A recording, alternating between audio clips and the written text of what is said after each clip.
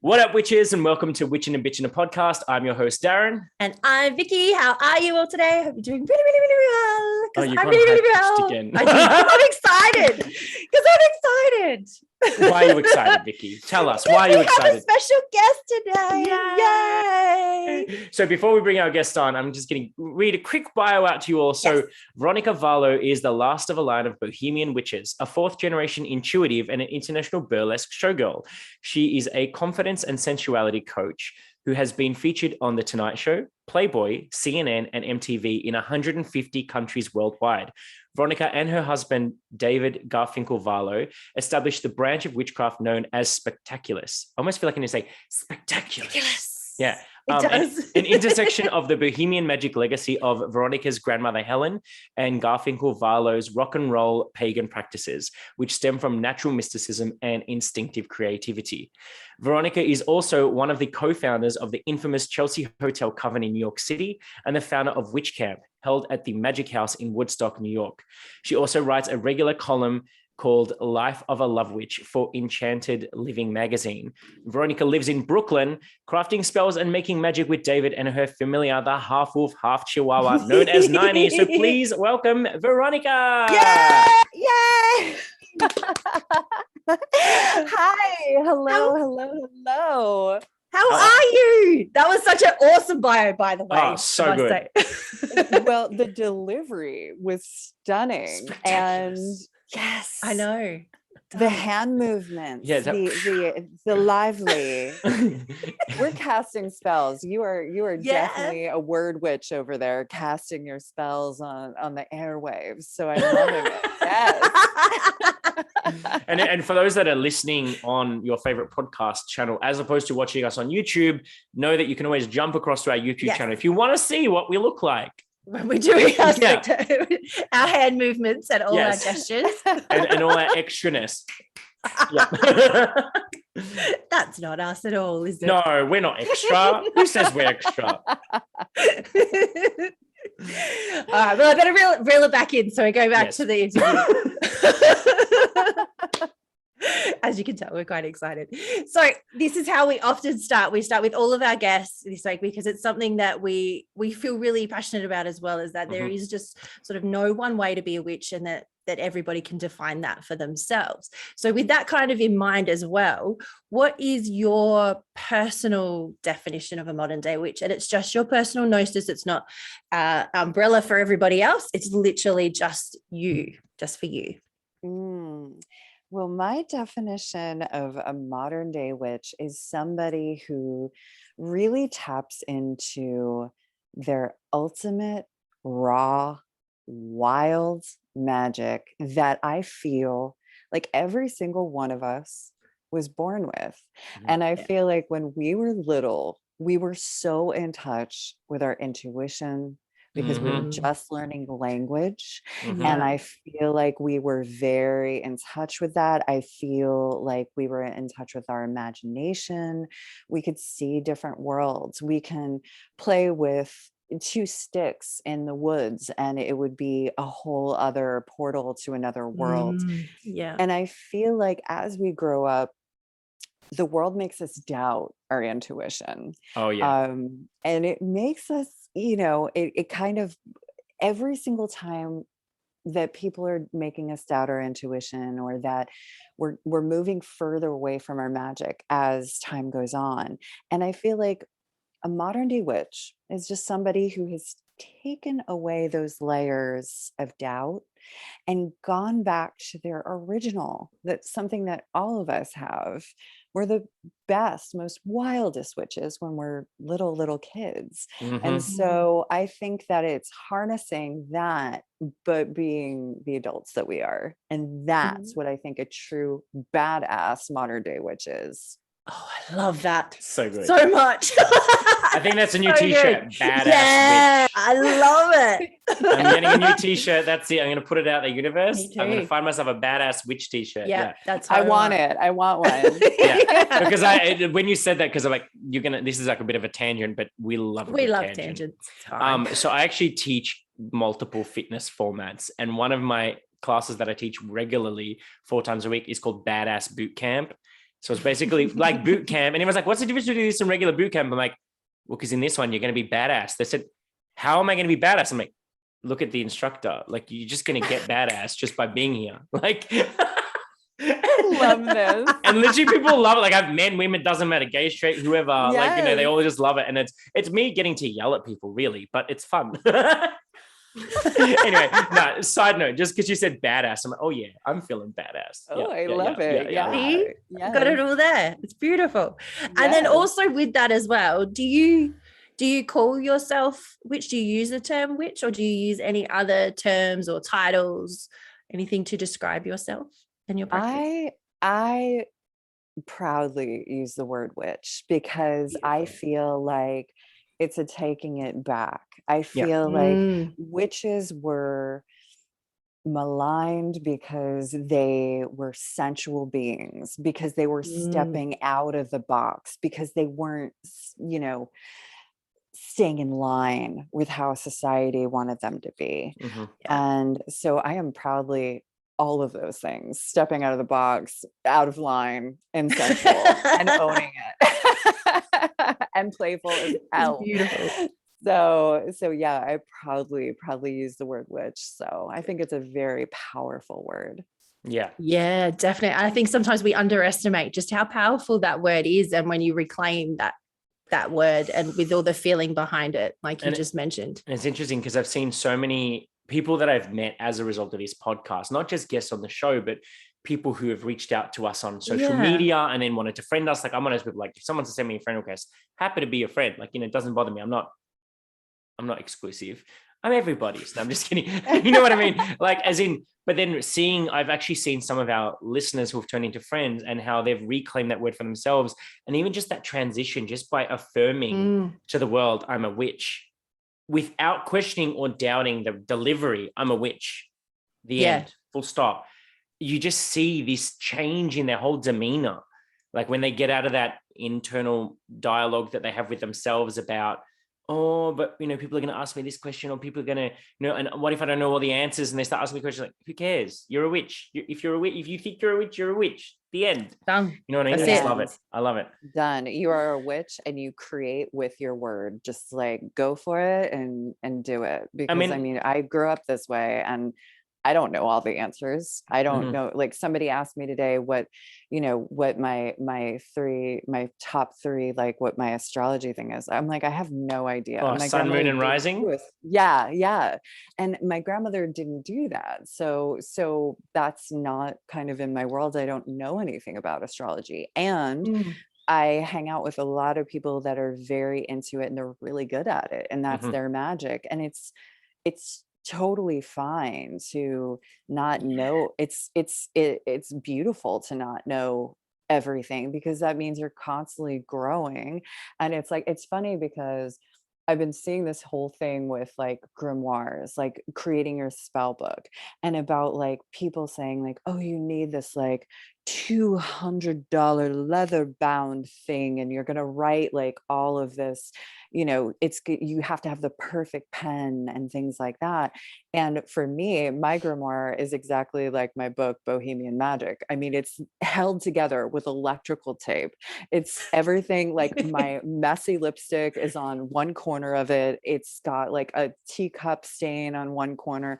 And it's like, that is the magic of us, is this messy, beautiful, imperfect wildness. Being perfect is so boring, and it's not real anyway. I love that. I actually used to believe in that. There's a phrase, I don't remember where I read it or heard it, but it was like that perfection is an illusion. Like, and we often, like, and this is as a self-proclaimed perfectionist when I was a kid, like I was always striving for perfection, but it's like a never-ending rat race with nobody. Like you're just striving for something that's so unattainable. You're never going to get there. But you keep trying to get there and it just never happens. But and I actually loved what you just said then about like the fact that you know, you love that you don't know everything, because it means that there's always something to learn. It actually reminds me of an old, is it Socrates proverb? Like, I know that there are things I don't know, therefore I know more than those who don't know that there are things they don't know, or something. Anyway, I'm pretty sure that's another shirt. I was going to say that's the one. That's like front and back. It's like, I know there are things that I don't know, therefore I know, but no. Yeah, the rest on the back. You just reminded me of that little, I think it was either Socrates or Plato. Someone can fact check me on that one. I don't know. But anyway, I want to take us back actually, because I found this really fascinating about your bio, is that your origin story. So like, obviously, because being a fourth generation Bohemian witch, like obviously having a lot of like with the Bohemian tradition, having things passed down. I mean, correct me if I'm wrong, but I believe that a lot of that would have been an oral tradition, like passed down from mother to daughter and mother to daughter, mother to daughter, mother to daughter kind of type thing. So I'd love to hear a little bit about like, what was that like for you? How did, like, from when you were a little witchling right up until today, like your growth through all of that? I'd love to hear that. It was beautiful. And I think that's what really made me feel like I had to write Bohemian Magick, because I am the last daughter.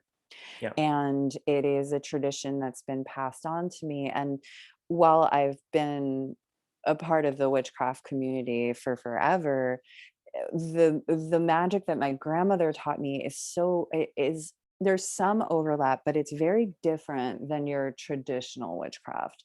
And I'd like to share a little story actually. When I was little, yeah, please do. Yeah, when I was little, this is like the defining Grandma Helen story, is that I was a little girl. I was about like 6 or 7, and I was getting teased at school, like everyone does at that age, when you start realizing that you're different, and then people want to like have a pecking order. I don't get it. And so I came home and I got off the bus and I was crying. I was telling her about it, and she walked me out to this dock, and we sat there, and she brushed my hair while I told her the story about what happened. And when I was done, she kind of calmed me down, because brushing hair is very hypnotizing. It kind of puts that spell on you.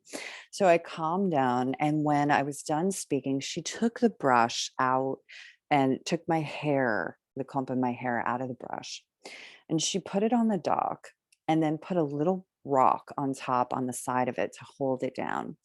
And we sat there for about 15 minutes, and this little brown bird, it was a springtime, came flying in, took a piece of my hair and left, and then came back and flew and grabbed my hair and left again. And this happened over and over until my hair was gone. And my grandmother said, "Do you know what that bird's doing? That bird is taking your hair to make its nest with, to make its home with.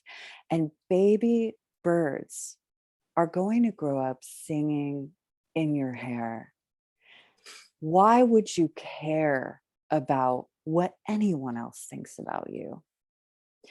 And that, as a like 7-year-old, gave me this confidence that I was magic, that there was something connected to nature, that was something connected to something so much bigger than me, that felt really good. And I was like, yeah, fuck those bullies. Like, it doesn't matter.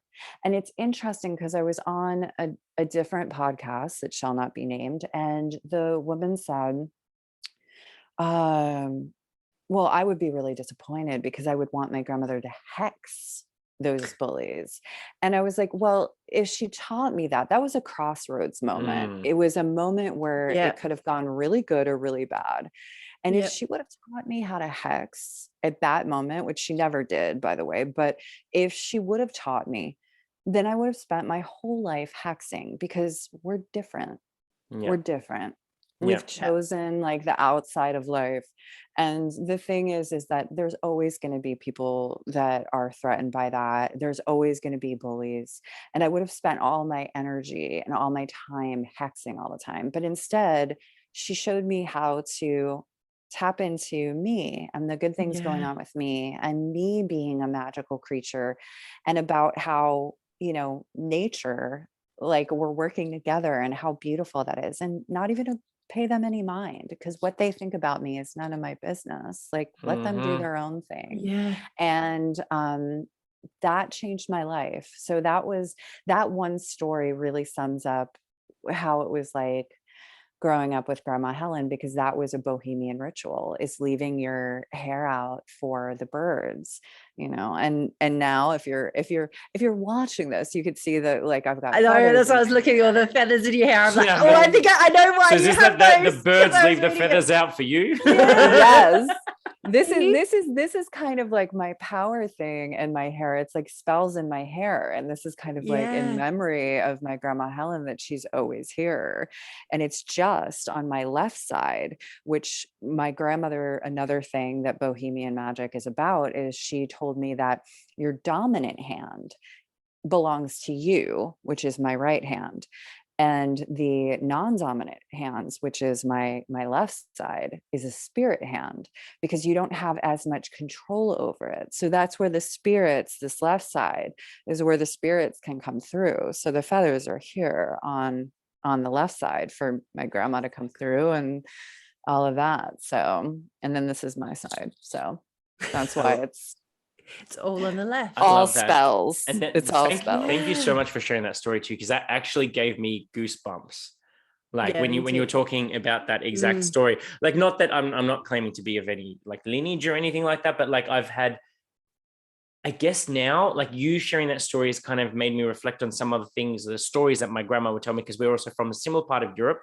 So we have ancestry that goes back to Bohemia, Hungary, Yugoslavia, like that whole region. And even a lot of the things that my grandma did, which at the time as a kid, you never look at them with a second glance. You just think grandma's just being grandma. But now as an adult, and since doing the show, I've started to unpack some of the things that grandma would do. And some of the things that she'd say, and at certain key moments, and little ritualistic things that she'd do. And I'm like, I think grandma was a witch. She was. I assure you, she was. Like even as simple as like when she'd make, we would eat semolina as children. I don't know if this is common in like Bohemian culture, but like we would eat semolina with milk, and my grandma would even teach me I have to stir it a certain direction when throwing the sugar in. Like you'd have to stir it a certain direction. I'm like, but why? It's just stirring. She'd slap me and say, "Don't question it, just do it." I'm like, okay. Like even just little things like that, like that she just like, don't question it, just do it. And funny little things, like we had I used to call them old wives' tales, about she always had brooms on the walls and stuff, like a broom stuck on the wall. And if it fell off, then she'd basically shut all the blinds. And I'm like, what are you doing? She's like, trouble's coming, we're not home. What? What is this thing? Whoa. But anyway, so like now you telling that story, I'm like, I'm now going to go back through my memory bank and go revisit every single memory I have with grandma, because there was probably some little nuggets in there. I love that. There absolutely was, I'm sure. Like that's beautiful. Like just the two things you shared, like that's definitely little rituals and things that are. Yeah, I love that you shared that story. So then, okay, so obviously we have this intimate connection with grandma, but then, so what was your journey like? Did you find yourself veering on and off the path, or was it something that's always been with you the whole way through your life? Well, that's a great question. And I'm really glad you asked that, because I think this is very important to talk about in a real way, because I think people hear that I'm a lineage witch and that I grew up with all this magic, and they're like, oh, she must know what she's doing and all this stuff. It's no matter what your background is, whether you've just started or you've been doing this forever, I feel like we always have to have our own awakening.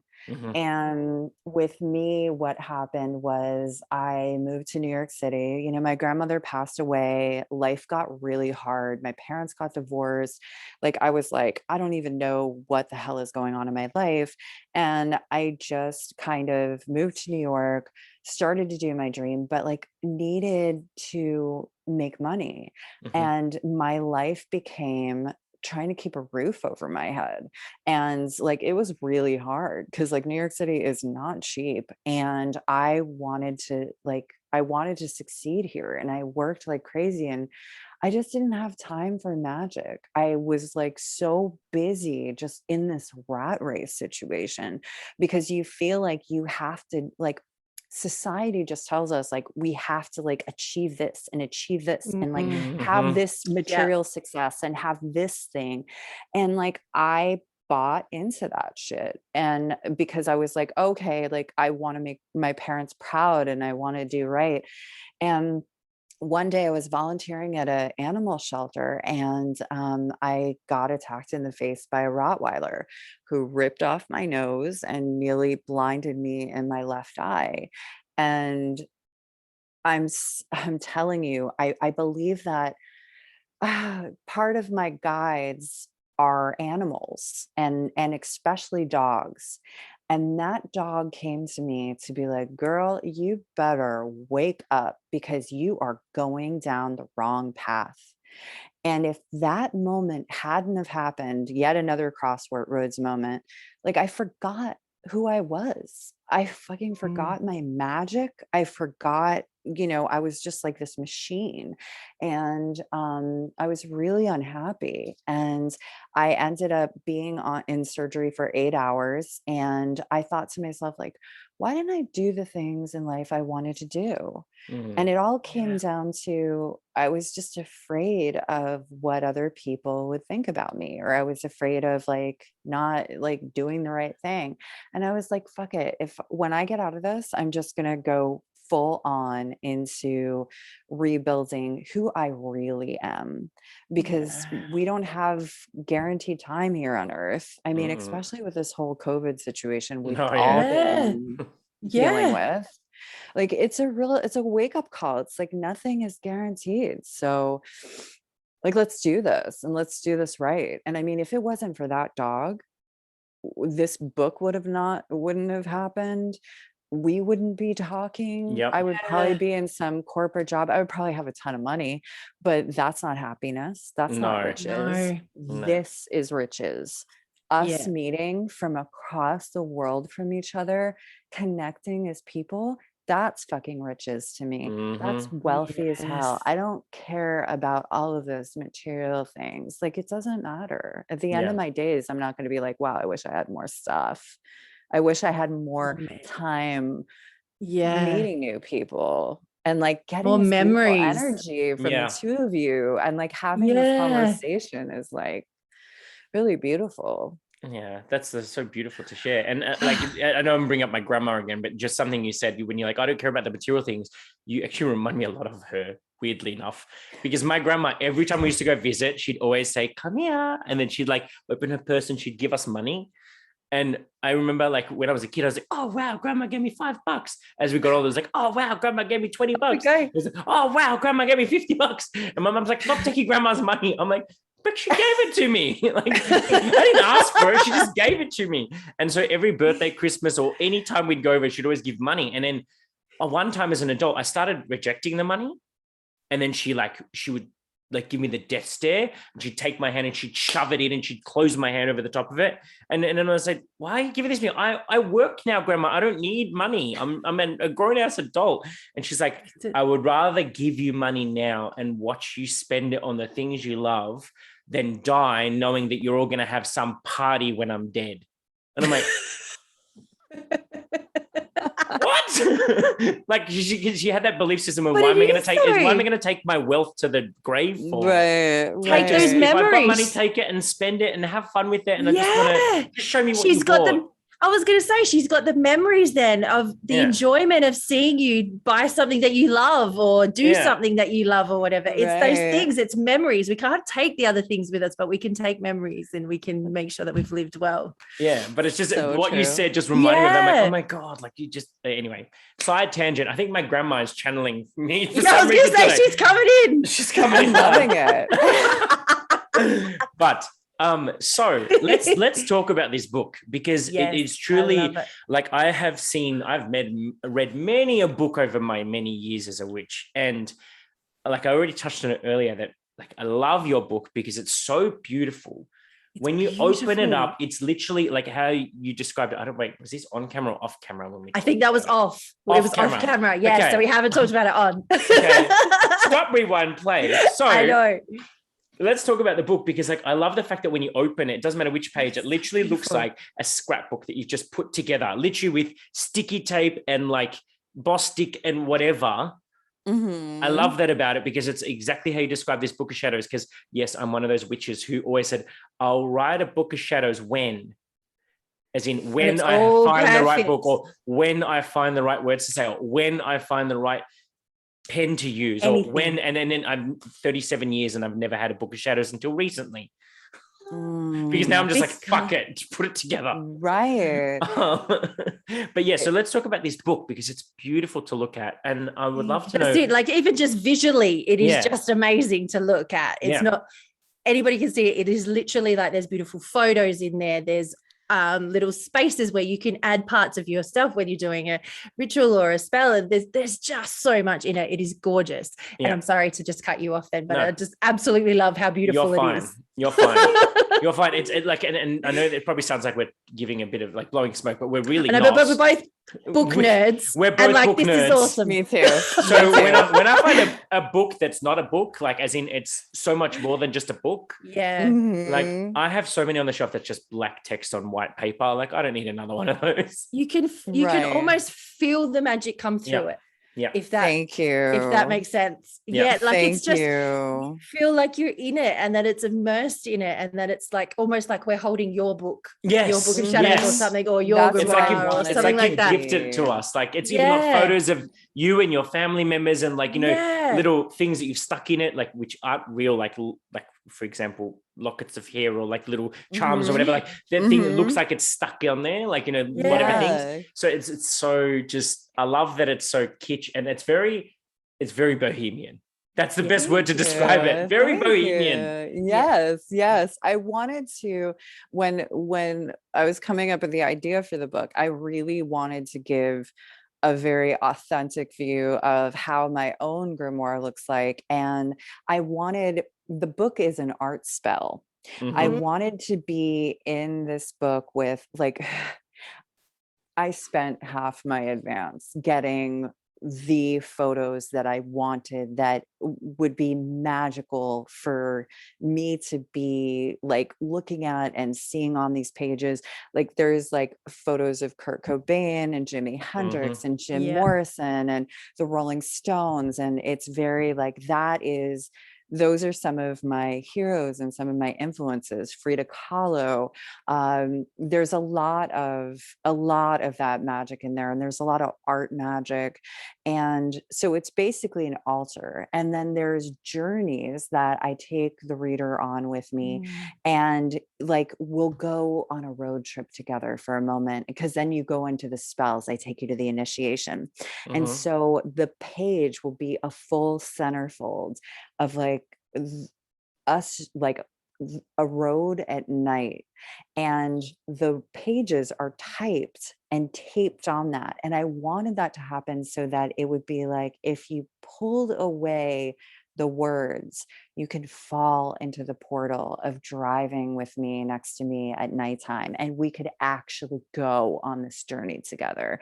So I really wanted it to be, and it is messy. Like it's designed messy and fun. And I wanted to, one, make somebody feel that holds it like they're holding my grimoire. There's actual pages in my grimoire that are scanned with my handwriting and put in there. So, and I wanted you to also be able to use it as your grimoire as well, and put your own magic in it, because when, as witches, are the tools we use come to life. So if you put your own DNA in it and your own hair strands and tape them in like right there, or kiss the page and part of your saliva is on the page, your DNA holds a story of your ancestors. So you can look at your DNA and see all the way back where your people started. How beautiful is that? Like, put that magic in the book, please. Like, do it. Like, because the book will come alive. And I really feel like this book is an enchanted companion that you go on a beautiful, magical journey with. And I've never seen another magical book like it. And it's the book that I wanted to see in the world. So yeah, so that's how it happened. It's so beautiful. Very excited. It really is. It's so beautiful. It's my messy baby and I love it. It's so great. Yeah, I'm super proud of Bohemian Magick. So, and I poured all of my love into the pages, and I sobbed at the very last chapter. When you read the last chapter, I sobbed the entire time I was writing it, because it was like I was saying goodbye, and I was passing down my magic to you, to the reader, and talking about how we go on forever. Because I was thinking, if this was the last thing I ever wrote and I was really truly passing this down, what would I want to say? Like, how would I say it? So beautiful. it felt good. It felt really good. And it feels very magic to me. I haven't made it to the last chapter yet. So now I'm like, oh, I almost don't want to. I know. What if I don't want to read it now? It's like, I don't want to get to the end. Last chapter. Skip to the last, like, you will cry and then go back to wherever you were. Oh, yeah, because I forget it's a book. You can always flip back. Oh, no, it's not That's finished right, yet. It's not finished yet. I can read it again. I can read it again. That's it. It's fine. You just keep coming back to it over and over again. It's fine. It doesn't matter. So I guess then, if I may, and by all means, if there's a question I ask, it's off on a tangent that you don't want to touch, by all means, feel free to. But I guess what was then the inspiration for writing this book now in your life? Was there something that has brought this into fruition, that why you felt it was important to impart this? Because obviously, as you said, you're the last line of women in your family. Yeah. That's an excellent question. That's another kind of magical thing that happened. I've wanted to write this book for 10 years. Yep. And I didn't know how to. And I did all of these spells to kind of bring it about. And I, really, really wanted this. And I didn't even realize I could do it. I was thinking, like, I just want to write a book and that would make me so happy. And I say in the book, the opening of the book is, your life is the greatest spell you will ever cast. Yeah. And I feel when I say that, I mean how we are to each other. The impact that we have of being kind, or like being, putting beautiful things out there, comes back in one way or another. And like every single word, your words are wands and your stories are spells. And when you put things out there in the world, it makes a difference. It makes a difference on so many levels. You're doing magic every day, whether you realize it or not. And in 2005, I really wanted a magical coven, but and I was like, how do I even start this? And I reached out to a bunch of people that inspired me. And I said, do you want to get together in this basement in the city and we'll work magic together? And a couple people said, sure. And one of them was a struggling author whose name was Carolyn Turgeon. And I loved her writing. And we lifted each other up. We would all like root each other on, because we were like, there is no competition. You can only compete against the best you there ever was. Everyone has their own gifts to offer in the world. So let's all lift each other up. Yeah. And that's what we did. And lo and behold, years later, Carolyn Turgeon became this author who was doing the Fairy Handbook, the Mermaid Handbook, the Unicorn Handbook, these delicious hardcover, like gold embossed, like sparkly, beautiful books that were unbelievable.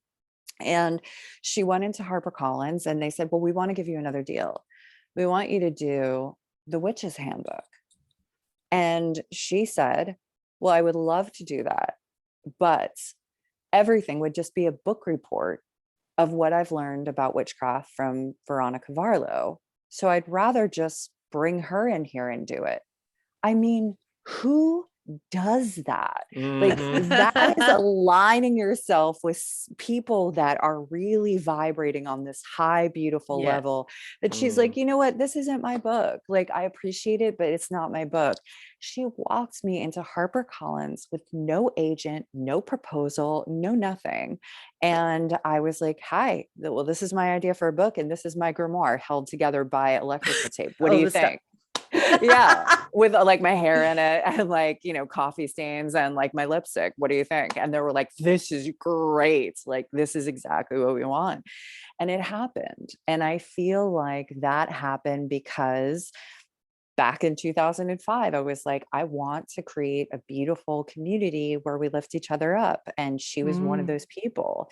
And she was like, absolutely 100%. And it totally came full circle.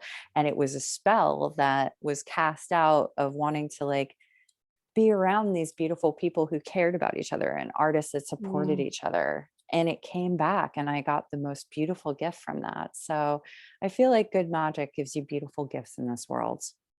Yep. Really, truly. Could not have So said it better nice. myself. No, it's beautiful. That's it. Oh gosh, sorry. I'm so enthralled with everything that you're saying. I keep forgetting that I've got to ask questions. Wait, it's an interview. We need to ask questions. We Yeah, can't just I know. sit and listen to Just stories. listen to it because it's amazing. I love it.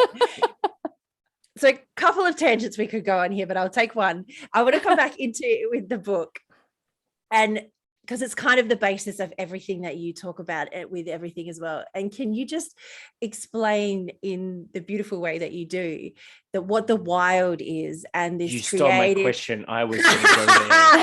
Yes. I was going to go there. Damn it. And just, like really explain what that is and how we all kind of have it. Well, I believe basically the wild is my word for the most genuine, raw instinct magic that vibrates within us all.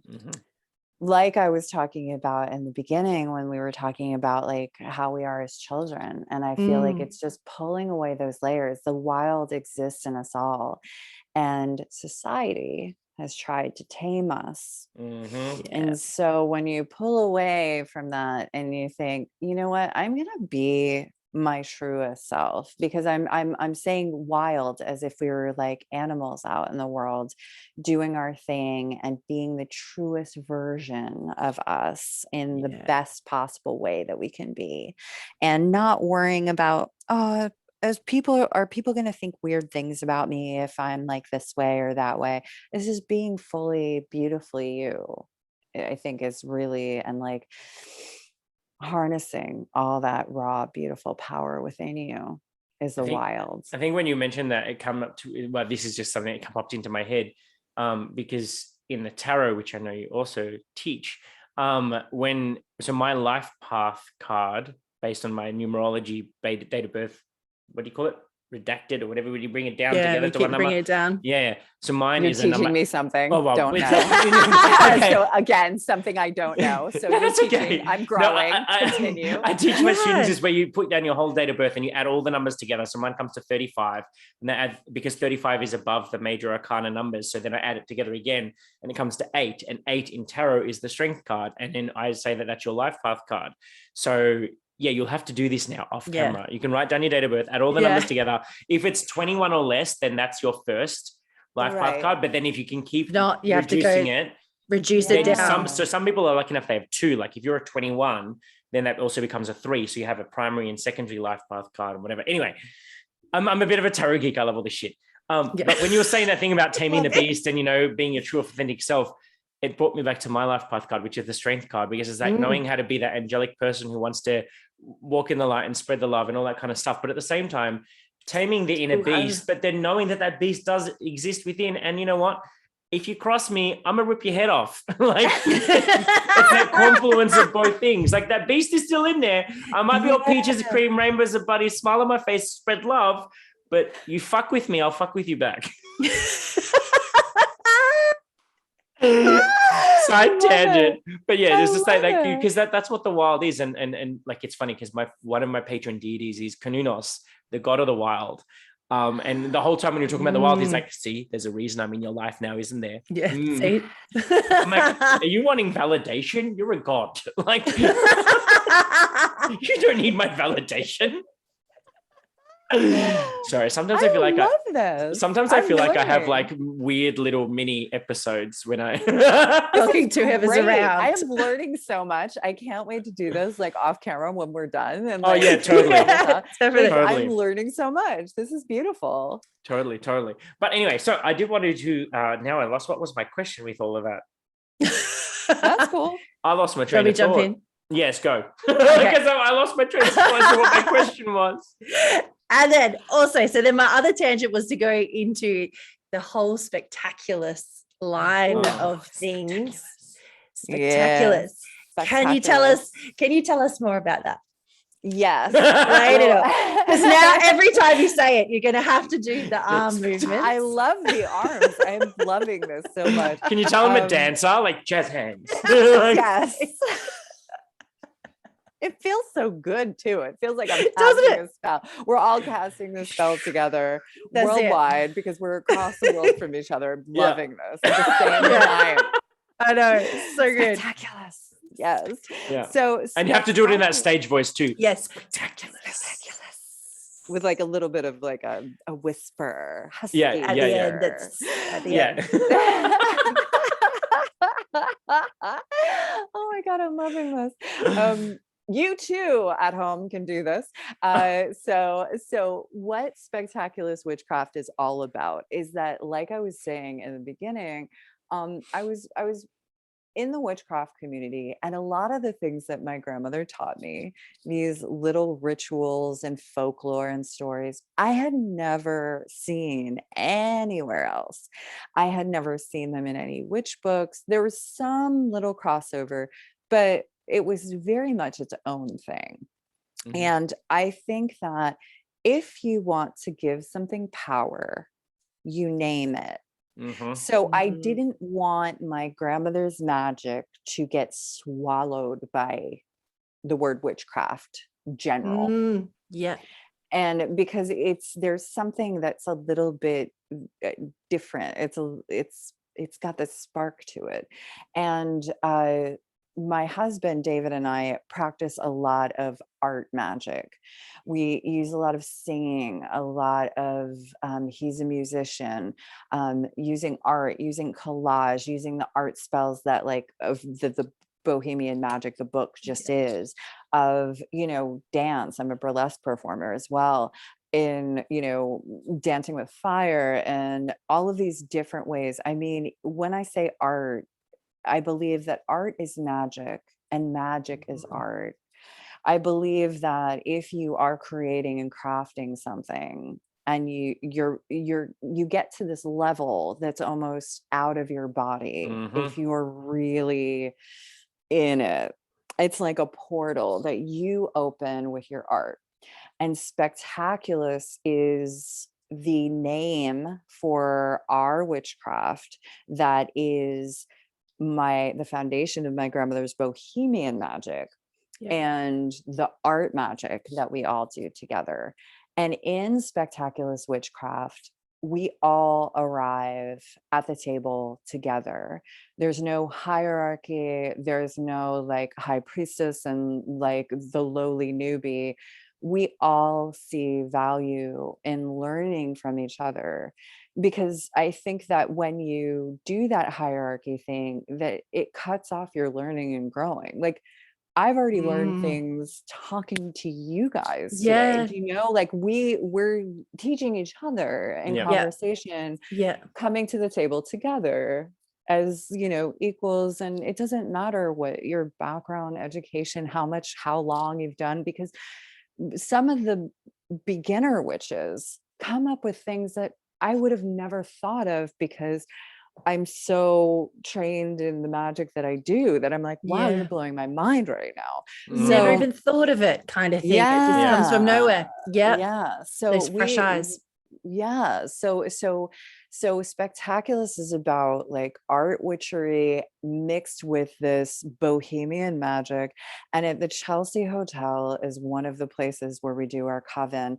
And that is a portal because so many magical people were there. And it's got this kind of vibe, the Spectaculus Witchcraft, of like a bunch of us sitting on a floor together and talking about, our poetry, our songs, sharing those stories together and connecting as people and just really uplifting each other as people, just like the example of my friend Carolyn Turgeon, Mm. who lifted me up. Like I was lifting her up in the beginning, we were all lifting each other up, and then she came back around and gave me this beautiful gift.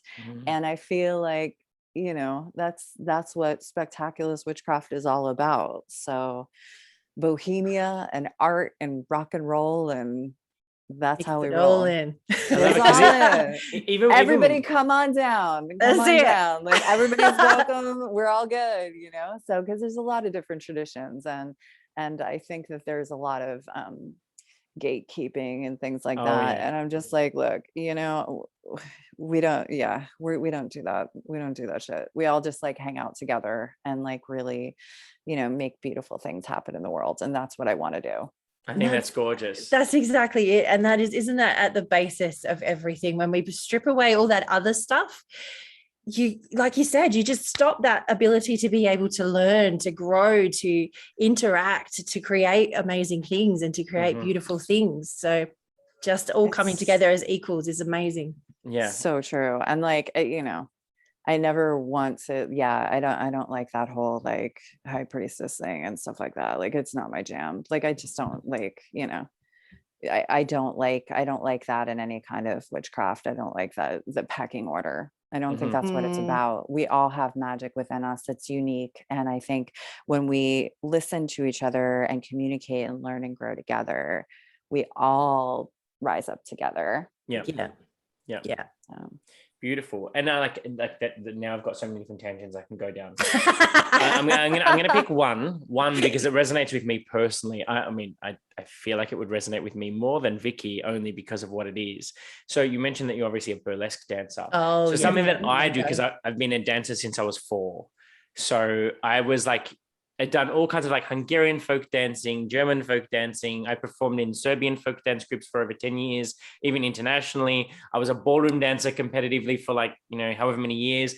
And now I'm a Zumba instructor and a belly dance instructor.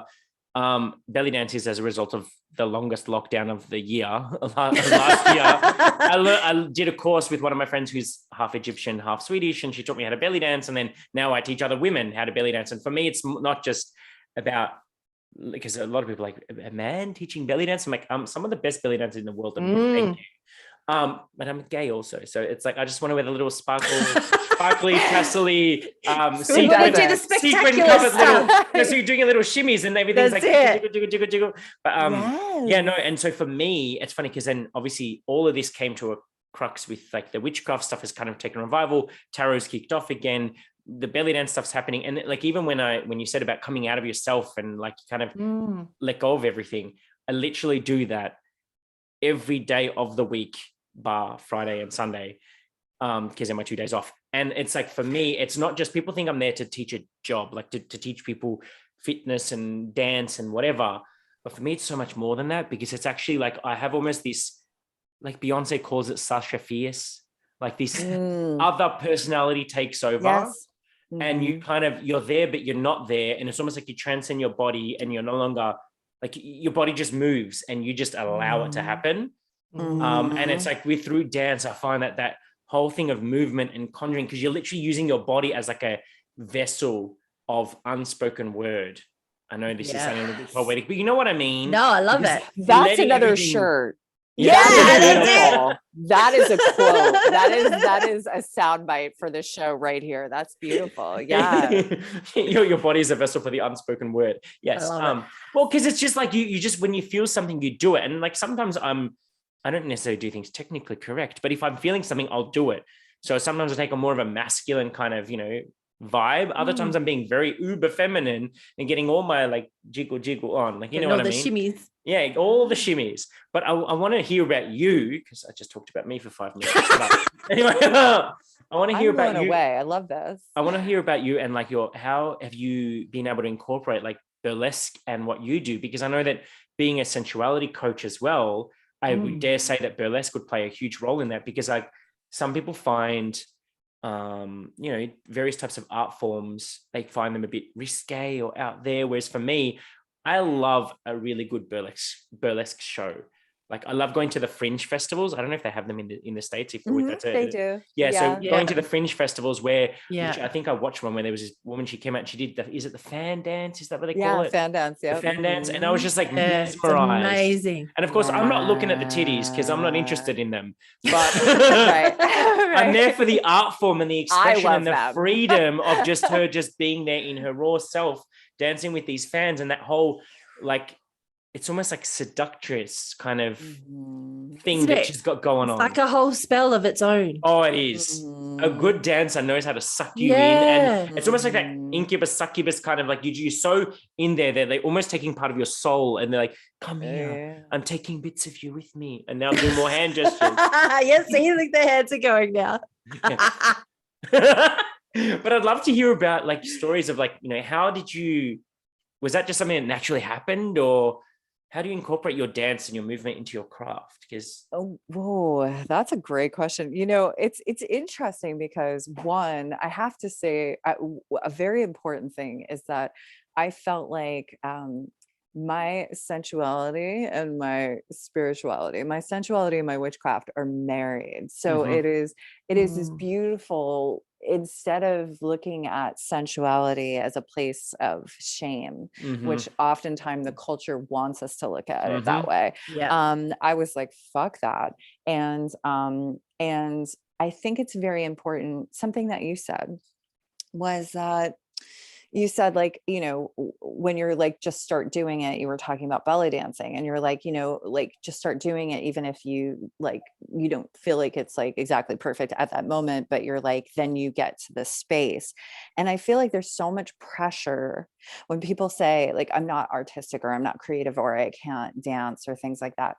I think there's so much pressure that we have to be perfect at something the first time we try it, which is such bullshit. It's like, just get out there and do it, practice, let your heart guide you, let this kind of that Sasha Fierce take over you. Do you know what I'm saying? Because it will happen. If you keep doing your thing, it will keep happening. And I love the idea of you belly dancing, and I love the idea of you really being in your power and like tapping into this sensual version of you, and you know, getting to a different place of like conjuring when you're doing that. I do a lot of magic when I do burlesque. When I do the fans, I have this oil that I wear that is this, it's kind of is this like sexy kind of like smoky kind of scent. And I put it on the fan, the feathers, so that when I'm dancing, not only is it a visual spell, but I'm also like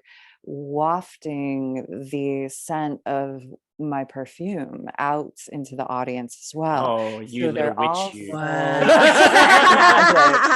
Scent magic. I'm gonna get them anyway. And the whole thing. And there's a number that I do that I smoke on stage. I don't smoke in real life, but it's fun on stage. And so when the curtain is closed and they're announcing me, I take the cigarette and I will write words in smoke or in front of me between myself and the audience of what I want them to think the second they see me.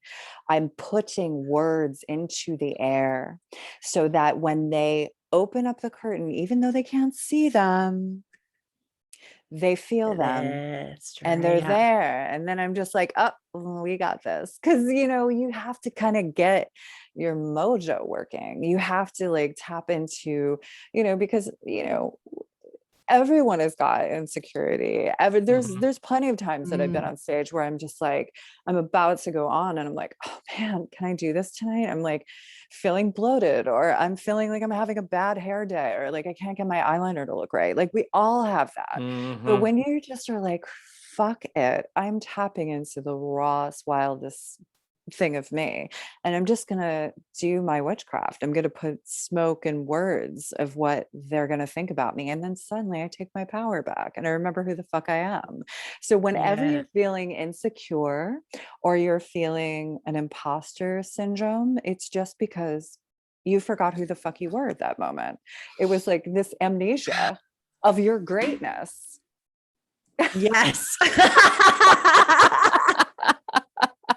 But those that Oh, you couldn't see just the had visual, amnesia, I mean, I honey. randomly had a gong like sitting in front of me. I'm just As you like, do. mic drop. Oh, can you drop your actual I mic? literally dropped mine. That was just figurative mic drop, like right there. Right there. The next time you have imposter syndrome, it's only because you forgot who the fuck you are. Like, Yeah. couldn't have said it more poetic if I tried. Another Perfect. shirt. You just Yeah. There had we go. amnesia of your greatness. Like you just forgot for a second. It's okay. You can get back to it. So just remember who the fuck you are. That's all.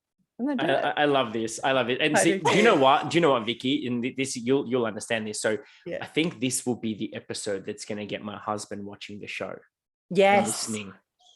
My husband does not listen to or watch my show.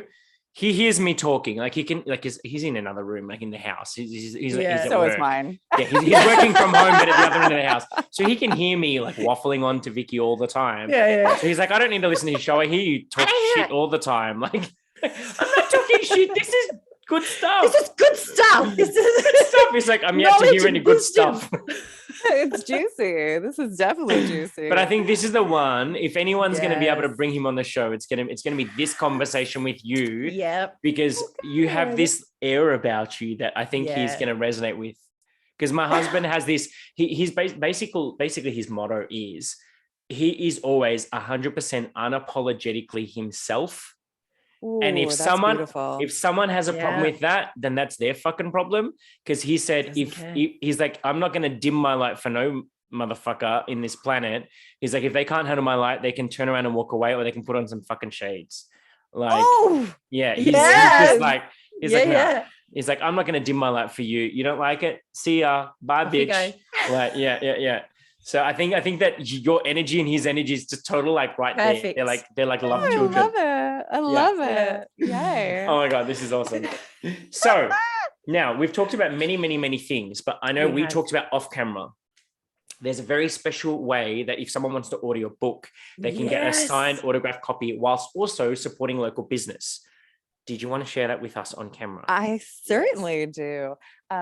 So I believe that our money is a form of spellcasting, and how we decide to spend our money, helping small businesses and doing things like that. And, you know, when we were talking off camera, we were sharing about our love of going to bookstores and those like where you could just sit on the floor and just enjoy and be in this beautiful space surrounded by these beautiful books and friends and adventures. I mean, it's magical.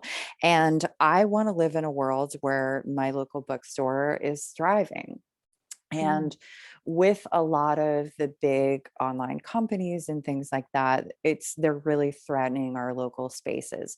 So the only place that you can get, I made it so the only place that you can get an autograph copy from me and have it shipped all over the world is from my local down the street bookstore. They will ship to you all over the world. I will write you a love letter in the front. I will put a temporary tattoo witch sigil on the inside that you can wear. I put so much love into it, and they will ship it to you anywhere. And that supports them and keeps them thriving. And then this beautiful bookstore, I get to go there and have the magic of my stories and also all these other beautiful stories and adventures that I, especially during COVID, like books saved my life and my mental state. And, you know, I couldn't wait to go to my bookstore, and I was hoping that they would still be there after COVID. So like, I feel like now more than ever, our dollars are seriously spell casting tools to be the world that we want to be in. 100%. So you can go to my website, which is lovewitch.com, LOVEWITCH.com. And you can, there's a link there for my local bookstore.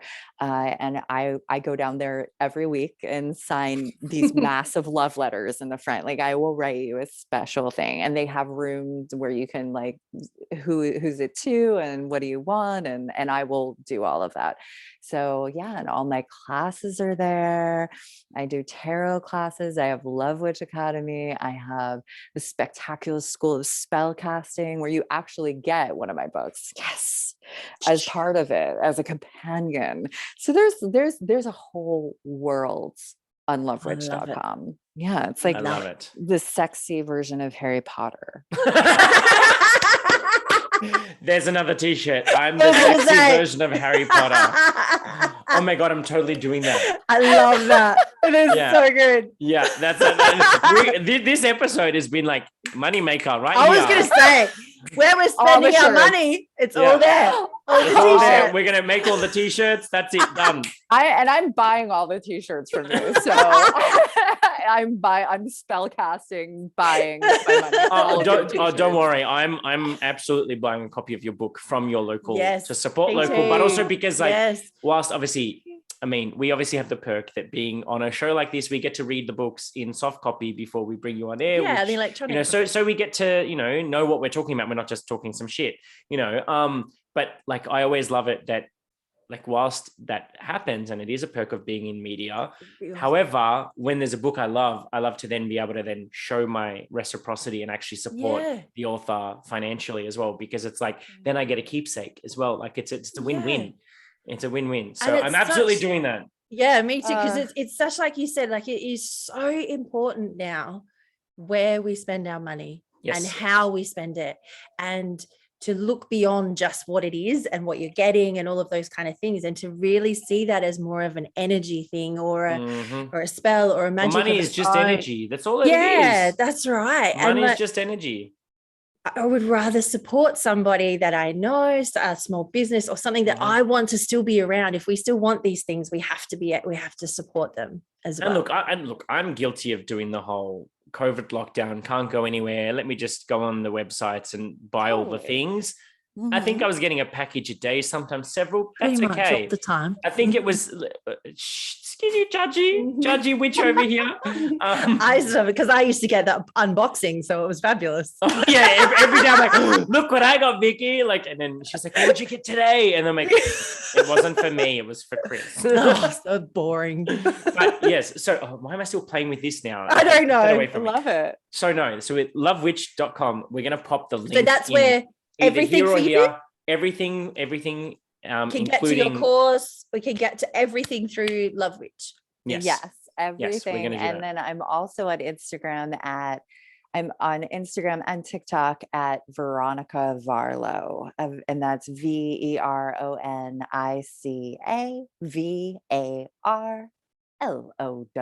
We'll stick a link. See, I even love how I was about to say. I even love how you say it as well. We're going to stick a link either here or here, depending on where you're listening or watching us. There'll be a link to both the Instagram as well as the website. Yeah, all the hands today. I don't know what's up with me today. I'm loving it. I love it. We're casting spells, obviously. Well, in all honesty, Veronica, it has been an absolute treat having you on this show. I feel like this has been good. You have literally been, and Vicky knows this, and actually our viewers and listeners will know this. This has been the breath of fresh air that I needed to reinvigorate myself, to jump back on the tracks and keep that choo-choo train going. I don't know where I'm going with this analogy. I was going to say, where are you going with this? This is a very interesting analogy. As in, like, I want to get back on the track, to then, climbing up that mountain and all that kind of stuff, because Vicky and I, like, and all our listeners will know, we haven't posted in a while. Yeah. And because we're both in a bit of a post-COVID now freedom, finding life again and letting dust settle where it needs to before we could come back here and be present. You know what I mean? Because like, we needed that little bit of a hiatus time. And I think this has been that breath of fresh air that I needed to go, okay. I was going to say, you've just sparked it all back up. Rest is over. We're back on. Yeah, let's do this. That feels so good, because I also want to say thank you to the two of you, because as a little kid and as somebody who listened to like the radio when I was little, and you are casting your spell throughout the world right now, and somewhere there's little kids, there's people that are feeling like they can't be their truest selves, or they're interested in witchcraft but they're afraid to like be out there about it. and your voices and the two of you and who you are and putting your work out there is giving that support to somebody who really needs it. Oh, thank you. Oh my God, you even got me teary now as well. Oh, but it's thank true. you. It's true. Like the two of you and the work you're doing, it's really important. Thank you. Sorry, I'm getting so You much- made us all. Now we're crying on camera. This is a witching and bitching first. This really is. We've got everybody crying. Everybody's crying on true. camera. And like okay. the work you're doing in the world is really important. So thank you for being that lighthouse to people who truly need that. Thank you. And I Thank appreciate so you saying that. much. Yeah. Yeah. Because fuck it. Let's just say it, Vicky. Because like literally Vicky and I did talk about like, is this the end of our chapter? Yeah. We actually talked about it thinking like, have we done, is that the end of our cycle? Like, are we done? Yeah. Have we done Like, what we needed? have we That done was what we that. needed to? And that was that. And do we close this book and then carry on with life? And then this interview popped up out of nowhere. Like, I mean, obviously we knew because we'd been talking to your publicist, but then we didn't know if it would ever eventuate because we never know these things. And then when it popped up, I'm like, oh shit, okay, fuck, we need to organize life. And because normally I wouldn't come home at this time. I'd go from one gym to another gym, and but I literally V-lined home, scoffed my lunch on camera, and then I go back to the gym later to teach my other classes. So this was that kick up the ass that I think we needed. And this, I think in some essence, is that a life affirming moment that we are on the right path, and that our work here is not done. You you. Absolutely are. So thank you. And I'm so grateful that we got to talk across the world from each other and me too. have spells together. Next time you're in Melbourne, like, yes, we are doing this shit. I'm coming to your belly dancing class. Done. Yes. Maybe look, like who knows when that will happen, but like I'll put a special class on when people can learn burlesque from you. I would love that. I manage the gym, so I can put whatever class I want. We do a burlesque class with you, belly dance class with me, done. It's that fill your sensual self package. Yeah. Yes. Okay. On that note, I'm going to say bye to our lovely viewers and goodbye. listeners. Thank you so much for tuning in. We hope you have enjoyed this. And if there's anything you want to like comment or ask or say, let us know. Like, what's your favorite takeaway from this? Because I know that I've had many a mic drop moment and many an aha moment. The nama. See, I can't even speak anymore. I can't speak anymore. Any moments has just been amazing. Yeah. Massive. Yeah. So thank you so much. Thank you. Until next time, everyone. Bye. Ciao, ciao.